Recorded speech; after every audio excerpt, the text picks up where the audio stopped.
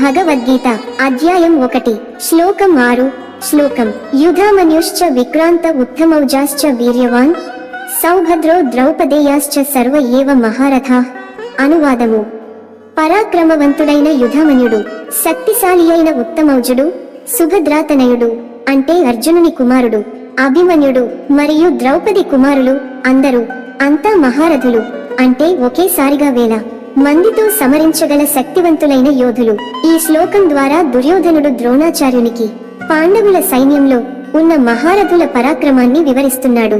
ఇక్కడ చెప్పబడిన యోధులు ఒక్కొక్కరుగా మాత్రమే కాక వారి వెనుక నిలిచిన ధర్మం, సమర్థత, ఆత్మవిశ్వాసానికి ప్రతిరూపాలు.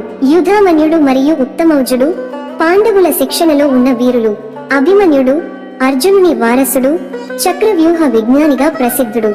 ద్రౌపదేయులు ద్రౌపదికి జన్మించిన 5 కుమారులు, ధర్మబలాన్ని ప్రతినిధించేవారు. ఈ శ్లోకం మనకు గుర్తు చేస్తుంది, వాస్తవమైన శక్తి కేవలం బాహ్యంగా కాదు, ధర్మపరమైన సంకల్పంలో, న్యాయమైన లక్ష్యంలో ఉంటుంది.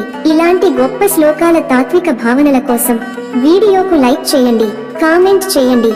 థాంక్స్ బుద్ధ. ఛానల్ ను సబ్స్క్రైబ్ చేయండి. ధర్మం విజయం సాధించేదే.